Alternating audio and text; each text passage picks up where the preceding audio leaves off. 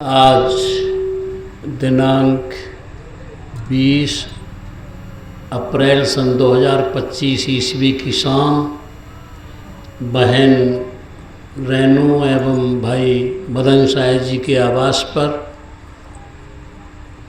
आपकी मेरी प्यारी बस्ती सांख मोहन जिला समस्तीपुर बिहार में हम और आप सत्संग के माध्यम से आमने सामने हैं। आज के आधुनिक और वैज्ञानिक युग में भौतिकवादिता की चकाचौंध में मनुष्य दिग्भ्रमित हो गया है। उसे ये चकाचौंध में पता नहीं पड़ता कि मेरे जीवन की वास्तविक सच्ची शांति, सच्चा सुख, सच्चा प्रेम, सच्चा आनंद, सच्चा ज्ञान, सच्चा मोक्ष की शुभ दिशा क्या है।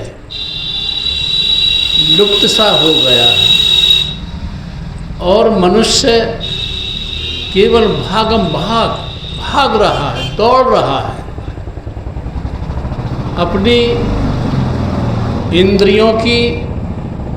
इंद्रियों के रसों की पूर्ति करने के लिए, अपने मन के रसों की पूर्ति करने के लिए, अपनी बुद्धि के विचारों की पूर्ति करने के लिए, अपनी मान्यताओं, धारणाओं, नीतियों, इन सब की परंपराओं की पूर्ति करने के लिए भागम भाग लगा है। चैन नहीं है, होश नहीं है, स्थिरता नहीं है और केवल संत महापुरुष जो इस जीवन में आते हैं लेकिन किनारे पर रहकर दृष्टा तटस्थ होकर इस संसार को देखते हैं। जैसे आप कहीं खड़े हो जाएं सड़क के किनारे, आने जाने वालों के, दौड़ने वालों को देखते रहें तो आप किसी परिणाम पर निकल जाते हैं, पहुंच जाते हैं। और यदि आप भी उसी दौड़ में दौड़ते रहें तो आप किसी परिणाम पर नहीं पहुंचेंगे।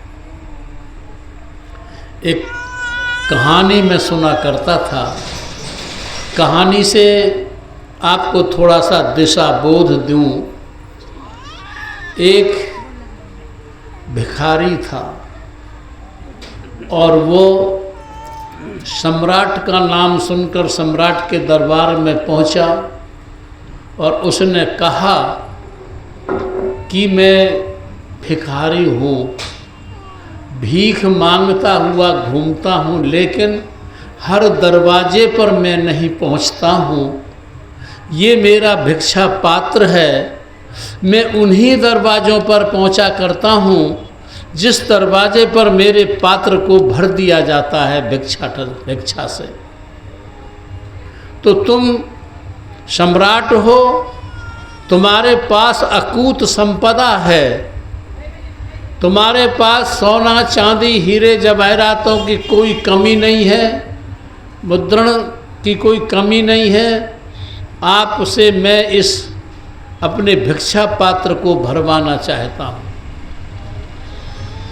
राजा ने अपने सिपह सालारों को, मंत्रिमंडल के मंत्रियों को आदेश दिया कि एक राजा के यहाँ आया है भिखारी, इसके पात्र को भरो और वैसे अन्य धातुओं के पदार्थों से मत भरो, स्वर्ण मुद्राओं से भरो इसको। बस मंत्री गए, कोष में से मुद्राएं लाकर पात्र में डालने लगे, लेकिन वह पात्र था कि भरता नहीं था। जितनी भी उसके पास खजाने में मुद्राएं थी सब भर गई, सोना चांदी सब, लेकिन पात्र नहीं भरा। फिर जो हीरे उसके पास कीमती थे वो भी भरे नहीं, भरा गया। भीड़ लग गई। ग्राम के जो नगर के लोग थे, राजा के सूचना पड़ी चलो देखें कैसा भिखारी है जिसका पात्र नहीं भरा जा रहा है। राजा के सारे खजाने खाली हो गए हैं लेकिन पात्र खाली का खाली है। चलो देखें, चारों तरफ बहुत भीड़ इकट्ठी हो गई नगरवासियों की और पात्र नहीं भरा जा रहा था। आखिर राजा ने समझा कुछ ना कुछ करिश्माई है ये आदमी, इस पात्र में कुछ ना कुछ करिश्मा लगा हुआ है, रहस्य छिपा हुआ है जो सारे मेरे खजाने की चीज़ों को इसमें दिखाई नहीं दे रहा, खाली का खाली है, पात्र ज्यों का त्यों है। तो राजा ने उस भिखारी के सामने दंडवत किया, साष्टांग प्रणाम किया, पूछा मेरा सारा खजाना इस पात्र में समा गया लेकिन तुम्हारा पात्र नहीं भरा है, आप मुझे इसका रहस्य समझा दें। उस भिखारी ने कहा ये रहस्य कुछ नहीं है, ये मेरा पात्र मानव प्रवृत्ति को दर्शाता है, मानव की प्रवृत्तियों को दर्शाता है। आज मानव के पास और की दौड़ लगी हुई है। आज 10 का हो गया है, 50 का हो गया, 100 का हो गया, 1000 का हो गया, लाख का हो गया, करोड़ का हो गया, अरब का हो गया, संखों का हो गया है, लेकिन वो शांत नहीं है। उसका नहीं जो उसकी वृत्तियाँ हैं वो संतुष्ट नहीं है, पेट नहीं भरा है, कितने ही बढ़े जा रहे हैं। और इसका दोष किसी और को नहीं जाएगा। जैसे किसी भी फल, किसी भी वृक्ष की पहचान उसके फल से होती है, किसी भी वृक्ष की पहचान उसके फल से होती है और किसी भी कर्म की पहचान उसके फल से होती है। ये कर्म हमारा शुभ है या अशुभ है, उस कर्म का जब फल हमारे सामने आता उससे उसकी पहचान होती है।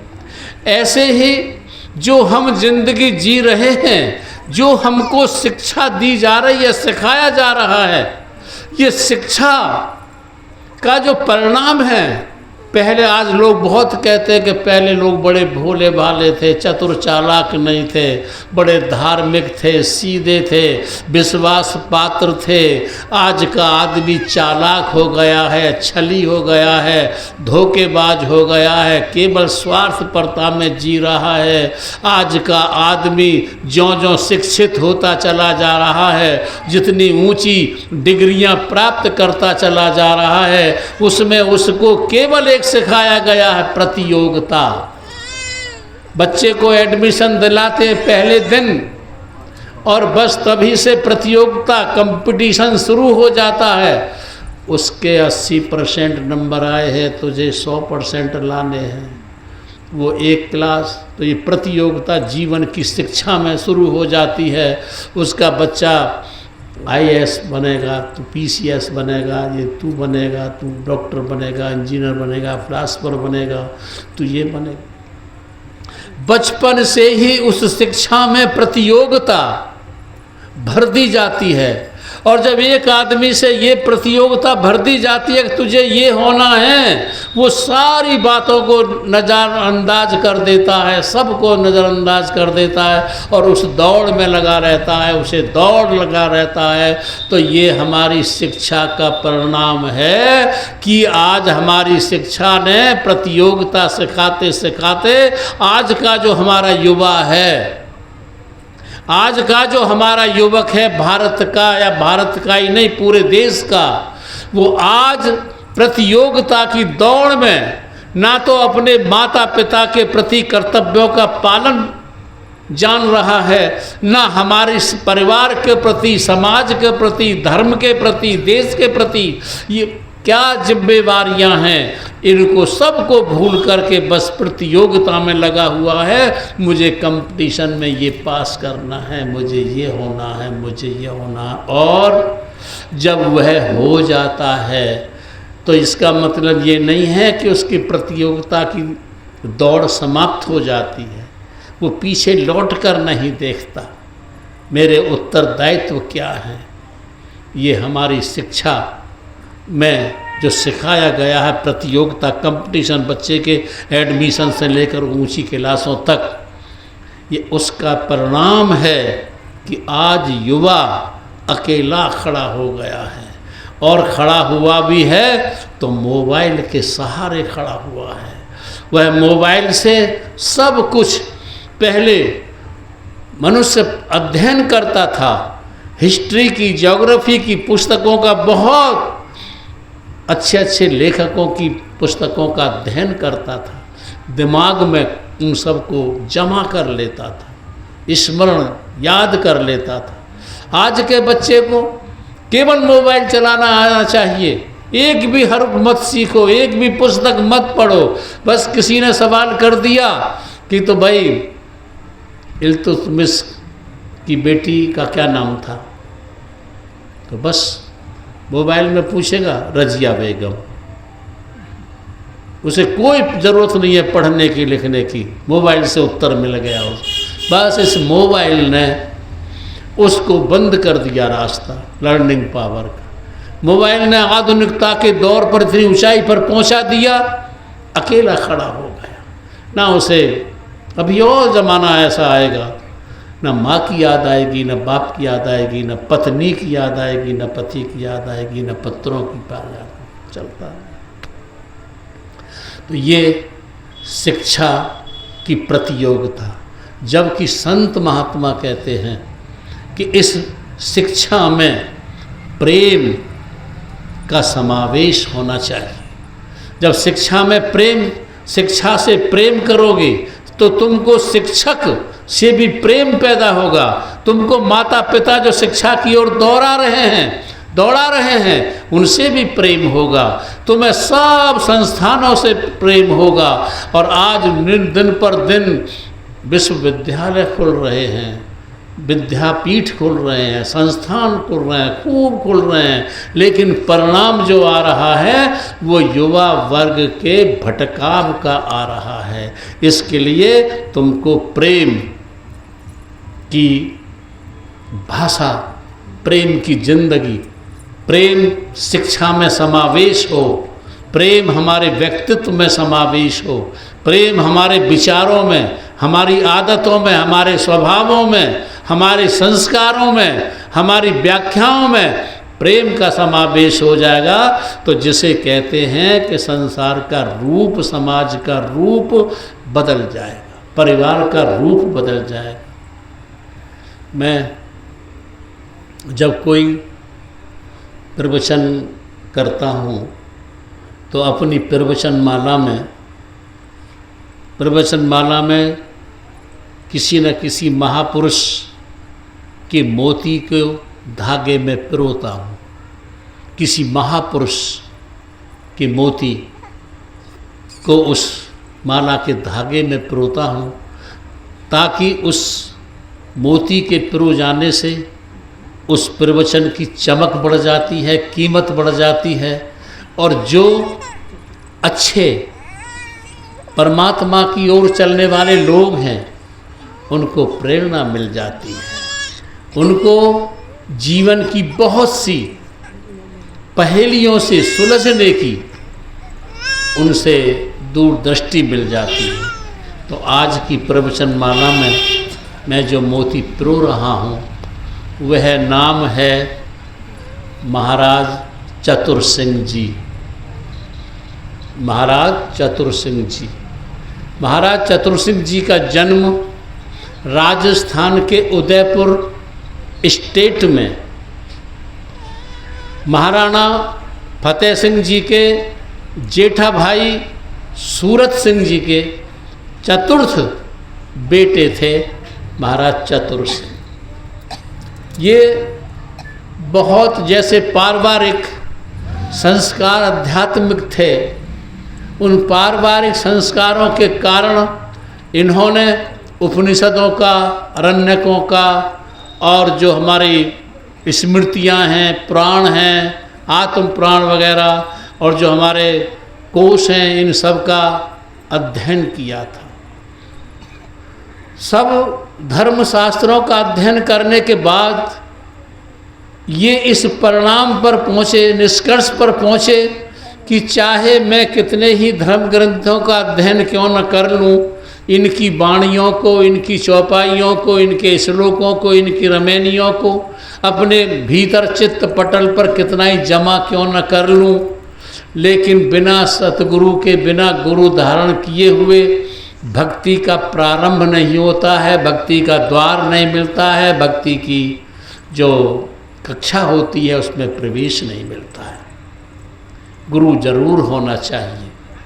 तो इन्होंने गुरु की तलाश करनी चाहिए। जब आज एक छोटी सी हम किसी कन्या की शादी करते हैं तो कितने ही वरों की तलाश करते हैं, उनमें पसंद करते हैं कौन उपयुक्त होगा, कौन हमारे लिए, हमारी कन्या के लिए उपयुक्त होगा। तो ऐसे ही इन्होंने बहुत दूर तक महात्माओं पर नज़र डाली, मैं किसको गुरु धारण करूं। तो गोदावरी नदी के किनारे पर, तट पर कमल भारती नाम के महात्मा रहते थे। इन्होंने कमल भारती नाम के महात्मा का चुनाव किया और ये अपना उदयपुर से चले गए गोदावरी नदी के तट पर। कमल भारती जी से दीक्षा ली और फिर सदा सदा के लिए गुरु के हो गए। छोड़ दिया उदयपुर, घर बार छोड़ दिया, गुरु के हो गए, गुरु की सेवा में लग गए। ये विवाहित थे। 28 साल की उम्र में इनकी पत्नी का देहांत हो गया।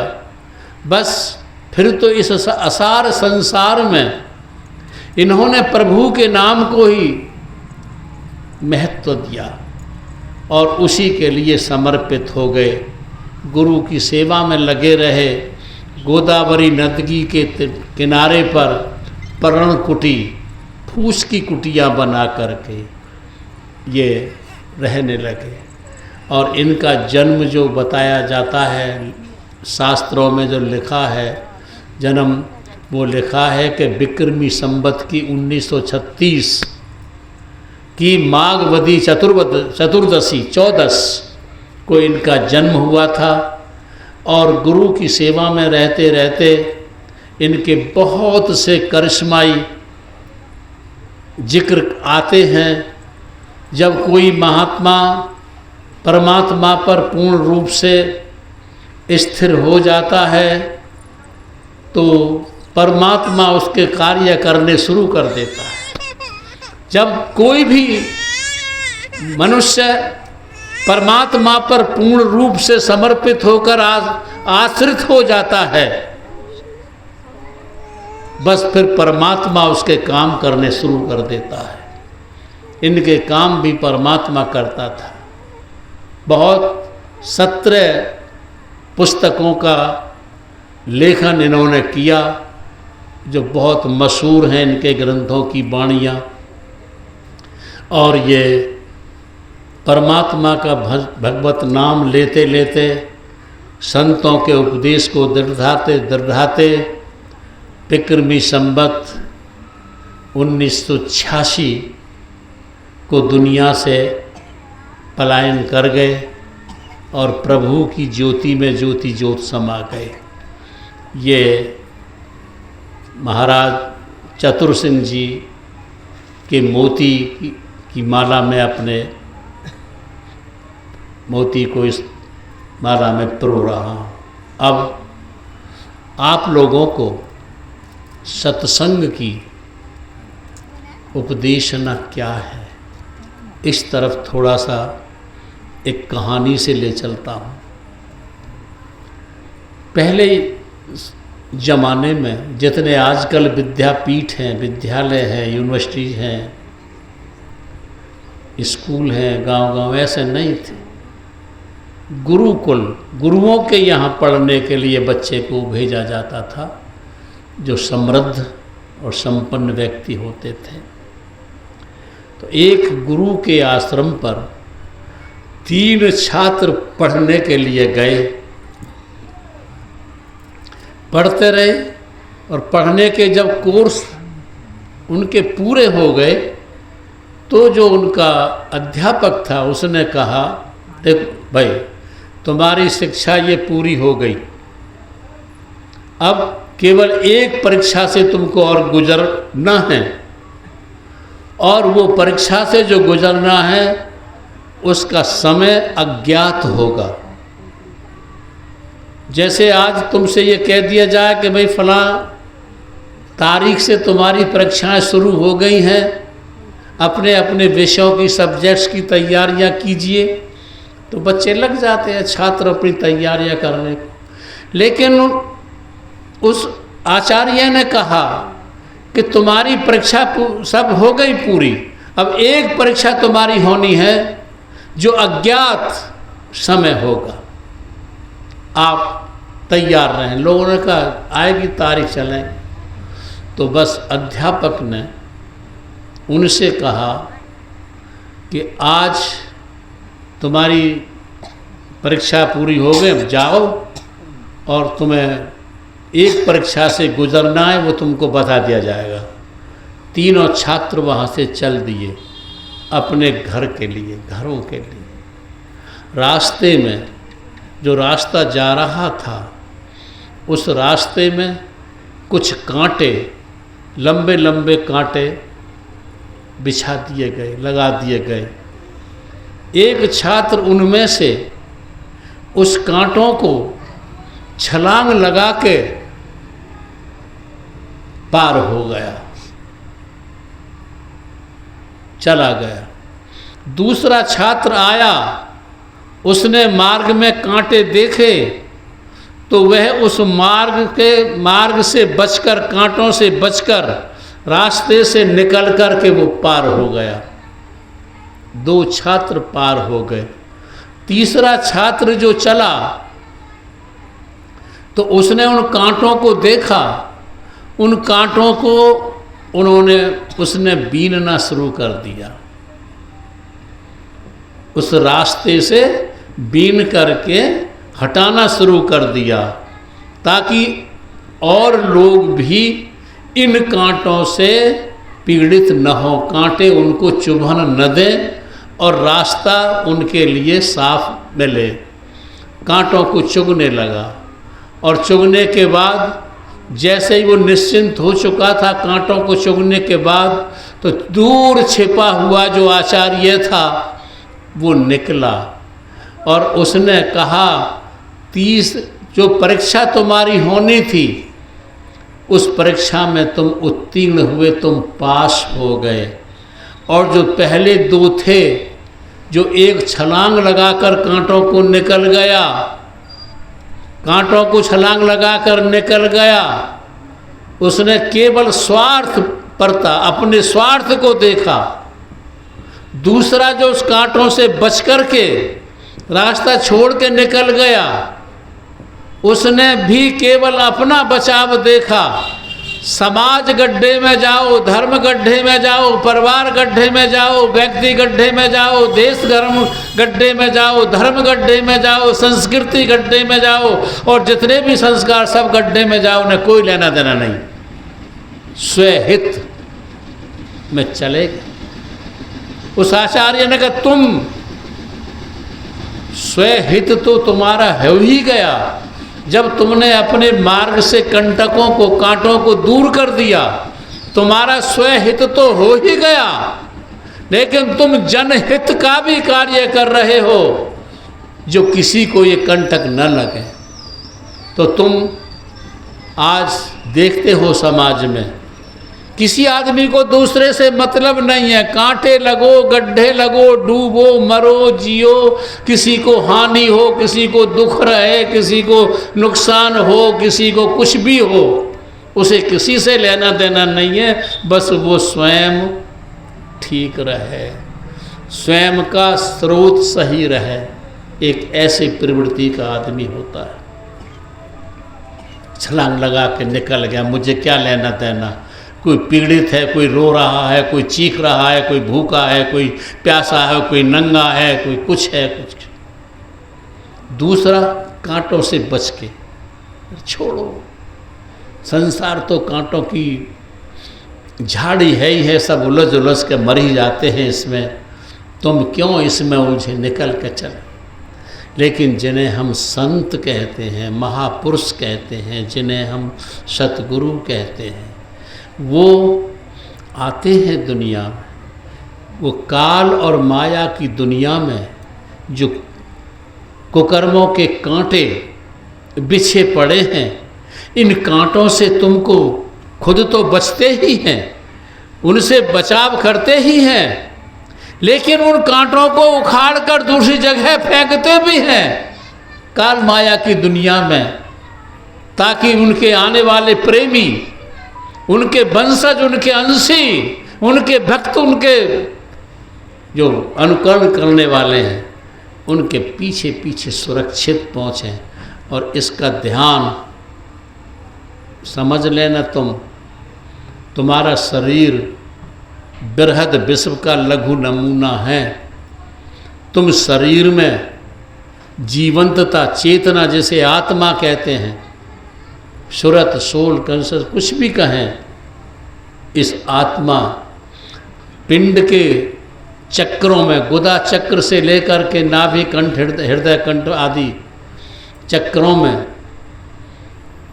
बहुत सी हिंड्रेंसेस, रुकावटें हैं, बहुत सी तुम्हारी प्रवृत्तियों को रुकावटें करने वाली हैं। लेकिन संत सतगुरु तुमको इन चक्रों से ऊपर, दोनों आँखों से ऊपर, भ्रू मध्य से ऊपर तुम्हें रास्ता देते हैं ताकि तुम चले जाओ। इशारा करते हैं कि जब तुम आँखों से ऊपर 10वें द्वार में प्रवेश करोगे तो जो हिंड्रेंसेस हैं, तुम रुकावटें हैं, तुम्हारी सूरत को, तुम्हारी रूह को सचखंड अनामी धाम पहुंचने के मार्ग में जो रुकावटें हैं, उन रुकावटों को जो महापुरुष पहले से यात्रा कर चुके हैं, गुरु कबीर जा चुके हैं, नानक जा चुके हैं, रविदास जा चुके हैं, नाभा जी, दरिया जी, गुजर जी, पलटू जी, सरमत जी, सब रोम, प्लेटो, सुकरात, बुद्ध, महावीर, जरथुस्त्र, लाओ से जो ध्यान में उतरे हैं, ये सब अपनी इंद्रियों से ऊपर, अपने मन के तल से ऊपर, अपनी अहम से ऊपर, बुद्धि के तल से ऊपर, अपनी वासनाओं से ऊपर उठ कर के जो 10वें द्वार की रुकावटें हैं, काल माया की, रिद्धि सिद्धियों की, दुष्प्रवृत्तियों की, नेगेटिव पावर जैसे कहते हैं, उसकी वो स्वयं तो साफ करके चले ही गए। आने वाले बच्चों को, आने वाली पीढ़ियों को, आने वाले जो उनके भक्त हैं, उनको भी रास्ता साफ करके जाते हैं।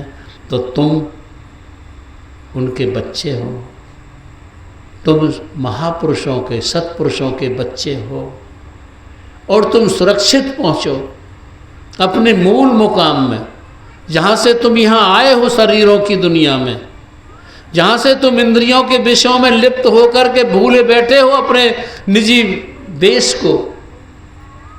तो उसके लिए आते हैं और आंतरिक मार्ग को वह साफ करते हुए, यद्यपि पक्षी उड़ पहुंचा बहुत दूर पर, मार्ग बनता कोई नहीं। आकाश में पक्षी उड़ने वाला उड़ के चला जाता है, उसका कोई मार्ग नहीं बनता है। कबीर, नानक, दादू वगैरह जो संत सतगुरु दुनिया में आए और गए अंतरिक्ष में, सचखंड में, अनामी धाम में, उनका कोई मार्ग नहीं बना। लेकिन उन्होंने जो संकेत हमें किए, उनके संकेतों से हम भी चले जाते हैं और मूल घर, जहाँ से चेतना का प्रवाह नीचे हमारे इंद्रियों के तल तक हुआ है, वहाँ तक हमें सुरक्षित पहुँचाने का काम कर जाते हैं। वो हमारे कांटों को, जिंदगी के कांटों को दूर करते हुए एक मिसाल दे जाते हैं। आप संसार की दौड़ में शराब का, मांस का, व्यभिचार का, जुए का, जो भी अवगुण हैं, जो हमारे जीवन को हमारे परिवार को, हमारे समाज को, हमारे देश को बर्बाद करते हैं, उन अवगुणों से बचकर परमात्मा के प्रति अपने हृदय में प्रेम पैदा करके जो भी तुम्हारे आसपास रहता है, कोई भी है, बिना भेदभाव के कि ये हिंदू है, ये मुसलमान है, ईसाई है, पारसी है, बौद्धिस्ट है, जर्थ, कोई भी है, सबसे प्रेम करते हुए अपने परमात्मा के मूल स्रोत में समा जाओ और अपनी ज़िंदगी को धन्य बना जाओ। यही आज मानवता का, तुम्हारे मनुष्य शरीर का परम उत्तरदायित्व है।